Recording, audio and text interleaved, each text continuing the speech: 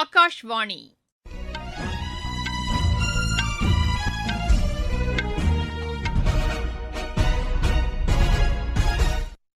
செய்திகள் வாசிப்பவர் சுமித்ரா ரத்னம். தலைப்புச் செய்திகள்: மத்திய நிதியமைச்சர் திருமதி நிர்மலா சீதாராமன் வரும் நிதியாண்டுக்கான பட்ஜெட்டை மக்களவையில் இன்று தாக்கல் செய்தார். மாவட்டங்கள் தோறும் மகளிர் விடுதிகள் ஏற்படுத்தப்படும். மின்னணு உதிரி பாகங்கள் உற்பத்தி நிதியத்திற்கான ஒதுக்கீடு 40,000 கோடி ரூபாயாக அதிகரிக்கப்படும் போன்ற அறிவிப்புகள் இதில் இடம்பெற்றுள்ளன. சென்னையிலிருந்து ஹைதராபாத் மற்றும் பெங்களூருவுக்கு அதிவேக ரயில் வழித்தடம் உருவாக்கப்படும். தென்னை உற்பத்தி திட்டம் அறிமுகப்படுத்தப்படும் என்றும் மத்திய பட்ஜெட்டில் அறிவிக்கப்பட்டுள்ளது. சீர்திருத்த நடவடிக்கைகளுக்கு மேலும் உத்வேகம் அளிக்கும் வகையில் மத்திய பட்ஜெட் உள்ளதாக பிரதமர் திரு நரேந்திர மோடி கூறியுள்ளார். ஆசிய கோப்பை சைக்கிள் சாம்பியன் போட்டியில் இந்தியா 5 தங்கம், 3 வெள்ளி, 2 வெண்கலப் பதக்கங்களை வென்றது. இனி விரிவான செய்திகள். வரும் நிதியாண்டுக்கான மத்திய பட்ஜெட்டில் இளையோர் நலனுக்கு முக்கியத்துவம் கொடுக்கப்பட்டுள்ளதாக நிதியமைச்சர் திருமதி நிர்மலா சீதாராமன் கூறியுள்ளார். இன்று மக்களவையில் வரும் நிதியாண்டுக்கான பட்ஜெட்டை தாக்கல் செய்து அவர் உரையாற்றினார். ஏழை மற்றும் நலிவடைந்த பிரிவினரின் மேம்பாட்டுக்கு இந்த பட்ஜெட்டில் முன்னுரிமை அளிக்கப்பட்டிருப்பதாகவும் அவர் தெரிவித்தார். வளர்ச்சியடைந்த இந்தியாவுக்கான இலக்குகளை எட்டும் வகையில் வரும் நிதியாண்டிலும் சீர்திருத்தங்கள் தொடரும் என்று அவர் கூறினார். உள்நாட்டு உற்பத்திக்கு ஊக்கம், எரிசக்தி பாதுகாப்பு, இறக்குமதி குறைப்பு போன்றவற்றுக்கு இதில் முக்கியத்துவம் அளிக்கப்பட்டிருப்பதாக அவர் தெரிவித்தார். இதன் காரணமாக 7% வளர்ச்சி உறுதி செய்யப்பட்டுள்ளதாகவும் அவர் கூறினார். சிறு குறு தொழில்துறையின் மேம்பாட்டுக்காக 10,000 கோடி ரூபாய் செலவில் நிதியம் ஏற்படுத்தப்படும் என்றும் அவர் தெரிவித்தார். 2ஆம் கட்ட செமி கண்டக்டர் இயக்கம் செயல்படுத்தப்படும். கண்டெய்னர் உற்பத்திக்கான திட்டம் அறிமுகப்படுத்தப்படும் என்றும் இதற்காக அடுத்த 5 ஆண்டுகளுக்கு 10,000 கோடி ரூபாய் நிதி ஒதுக்கீடு செய்யப்படும் என்றும் அவர் அறிவித்தார். உயிரி மருந்து உற்பத்தியின் முனையமாக இந்தியாவை உருவாக்கும் வகையில் 10,000 கோடி ரூபாய் மதிப்பிலான திட்டம் செயல்படுத்தப்படும். தமிழகம், ஒடிஷா, ஆந்திரா, கேரளா ஆகிய மாநிலங்களில் அரிய வகை கனிமங்கள் உற்பத்திக்கு ஊக்கமளிக்கும் வகையில் சிறப்பு வழித்தடங்கள் ஏற்படுத்தப்படும். 3 வேதியியல் பூங்காக்கள் உருவாக்கப்படும். தேசிய இழை இயக்கம், கைத்தறி விரிவாக்கம் மற்றும் வேலைவாய்ப்பு திட்டம், தேசிய கைத்தறி மற்றும் கைவினைப் பொருட்கள் திட்டம் போன்றவற்றை உள்ளடக்கியதாக கொண்டு ஒருங்கிணைந்த ஜவுளி திட்டம் செயல்படுத்தப்படும். காதி மற்றும் கைத்தறி துறையை வலுப்படுத்தும் வகையில் மகாத்மா காந்தி கிராம சுயராஜ் திட்டம் செயல்படுத்தப்படும். ஜவுளித்துறை விரிவாக்கம் மற்றும் வேலைவாய்ப்பு திட்டம் அறிமுகப்படுத்தப்படும். கட்டுமான உபகரணங்கள் உற்பத்திக்கு ஊக்கமளிக்கும் திட்டம் செயல்படுத்தப்படும்.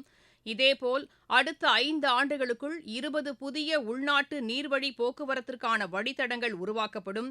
நாடு முழுவதும் 7 அதிவேக ரயில் வழித்தடங்கள் உருவாக்கப்படும். சென்னையிலிருந்து ஹைதராபாத் மற்றும் பெங்களூருவுக்கான வழித்தடங்களும் இதில் அடங்கும். 2ஆம் மற்றும் 3ஆம் நிலை நகரங்களில் கட்டமைப்பு வசதிகளை மேம்படுத்துவதற்கான பணிகள் தொடங்கப்படும். நாடு முழுவதும் அனைத்து மாவட்டங்களிலும் மகளிர் விடுதிகள் ஏற்படுத்தப்படும். மின்னணு உதிரி பாகங்கள் உற்பத்தி நிதியத்திற்கான ஒதுக்கீடு 40,000 கோடி ரூபாயாக அதிகரிக்கப்படும். தேசிய விருந்தோம்பல் மையம் ஏற்படுத்தப்படும். விளையாட்டுத்துறை மேம்பாட்டுக்கான கேலோ இண்டியா இயக்கம் செயல்படுத்தப்படும். வளர்ச்சியடைந்த இந்தியாவுக்கான இலக்குகளை எட்டும் நோக்கில் வங்கித்துறையில் ஒருங்கிணைந்த சீர்திருத்தங்களை மேற்கொள்வதற்கென உயர்நிலை குழு ஒன்று ஏற்படுத்தப்படும். தென்னை உற்பத்தியை அதிகரிப்பதற்கான திட்டம் செயல்படுத்தப்படும். 3 அகில இந்திய ஆயுர்வேத மையங்கள் ஏற்படுத்தப்படும். சேவைத்துறையின் வளர்ச்சிக்கு முக்கியத்துவம் அளிக்கும் வகையில் நிலைக்குழு ஒன்று ஏற்படுத்தப்படும். இந்திய படைப்பாற்றல் தொழில்நுட்ப மையம் மும்பையில் ஏற்படுத்தப்படும். நாடு முழுவதும் 15,000 பள்ளிகள் மற்றும் 500 கல்லூரிகளில் AVGC ஆய்வகங்கள் ஏற்படுத்தப்படும். மாற்றுத்திறனாளிகளின் மேம்பாட்டுக்கு 2 திட்டங்கள் செயல்படுத்தப்படும். மீன்வளத்துறையை வலுப்படுத்தும் நோக்கில் 500 நீர்த்தேக்கங்கள் மற்றும் நீர்நிலைகள் மேம்படுத்தப்படும். மகளிர் உற்பத்தி செய்யப்படும் பொருட்களுக்கு வர்த்தக வாய்ப்புகளை ஏற்படுத்தும் நோக்கில் விற்பனை மையங்கள் ஏற்படுத்தப்படும். மருத்துவ சுற்றுலாவை ஊக்குவிக்கும் வகையில் மாநில அரசுகளின் உதவியுடன் 5 முனையங்கள் ஏற்படுத்தப்படும். மாவட்ட மருத்துவமனைகளில் அவசர கால சிகிச்சை பிரிவுக்கான கட்டமைப்பு வசதிகள் 50% மேம்படுத்தப்படும். ராஞ்சி மற்றும் தேஸ்பூரில் செயல்பட்டு வரும் தேசிய மனநல மையம் மண்டல மையங்களாக மேம்படுத்தப்படும். தமிழகத்தின் ஆதிச்சநல்லூர் உள்பட 15 அகழ்வாராய்ச்சி மையங்கள் மேம்படுத்தப்படும், ஒருங்கிணைந்த கிழக்கு கடலோர தொழில் வழித்தடம் உருவாக்கப்படும், வேளாண் துறையில் செயற்கை நுண்ணறிவு தொழில்நுட்பத்தை பயன்படுத்தும் வகையில் பாரத் விஸ்தார் அறிமுகப்படுத்தப்படும், கால்நடைத்துறையின் வளர்ச்சிக்கு ஊக்கமளிக்கும் வகையில் மானியத்துடன் கூடிய கடனுதவி திட்டம் செயல்படுத்தப்படும் போன்ற அறிவிப்புகளையும் அவர் வெளியிட்டார். புதிய வருமான வரிச்சட்டம் வரும் நிதியாண்டு முதல் செயல்படுத்தப்படும் என்று கூறிய அவர், புற்றுநோய் சிகிச்சைக்கான 17 மருந்துகளுக்கு சுங்க வரி விலக்கு அளிக்கப்படும் என்றார். 7 அரிய வகை நோய் சிகிச்சைக்கான மருந்துகளுக்கும் இது பொருந்தும் என்றும் அவர் கூறினார். வாகன விபத்து இழப்பீட்டுத் தொகைக்கு விதிக்கப்படும் வரி ரத்து செய்யப்படுவதாகவும் அவர் அறிவித்தார்.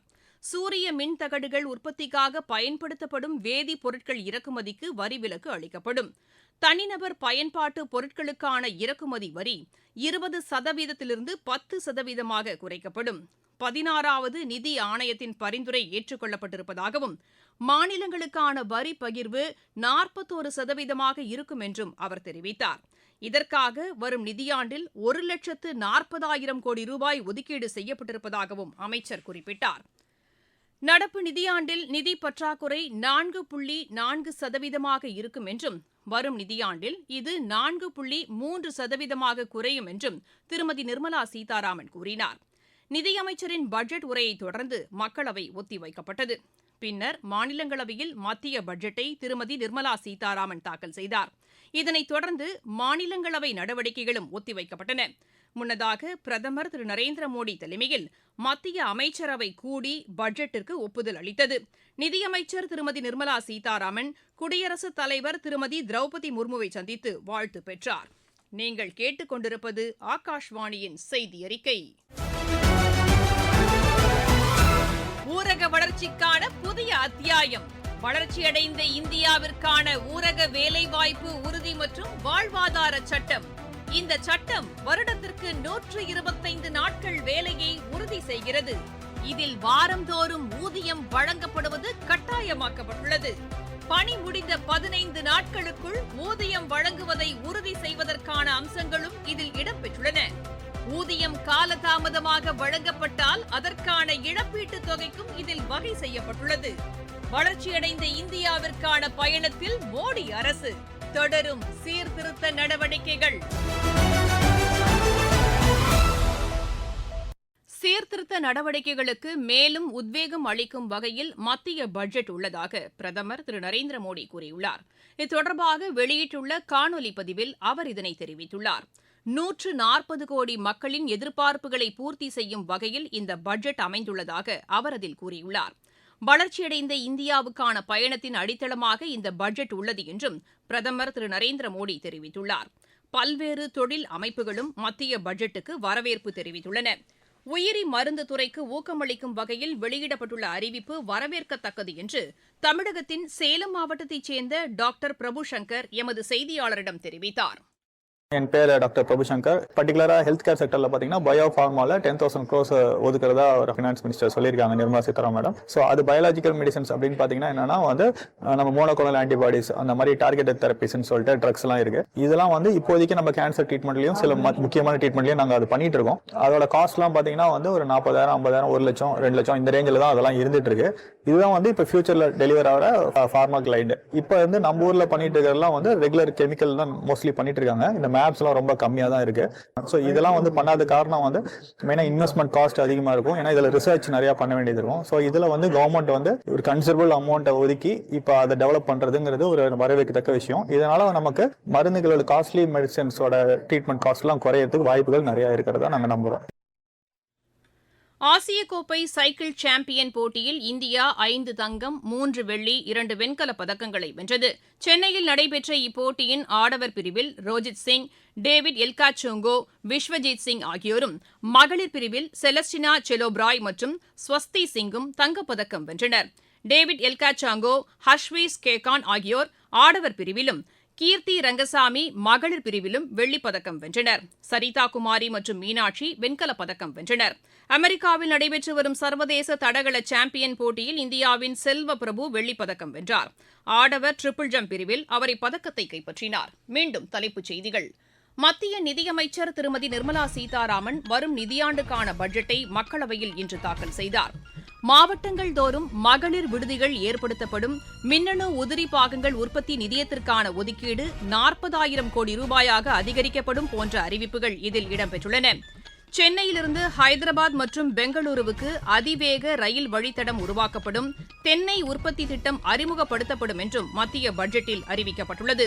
சீர்திருத்த நடவடிக்கைகளுக்கு மேலும் உத்வேகம் அளிக்கும் வகையில் மத்திய பட்ஜெட் உள்ளதாக பிரதமர் திரு நரேந்திர மோடி கூறியுள்ளார். ஆசிய கோப்பை சைக்கிள் சாம்பியன் போட்டியில் இந்தியா 5 தங்கம் 3 வெள்ளி 2 வெண்கலப் பதக்கங்களை வென்றது. செய்தியறிக்கை நிறைவடைகிறது.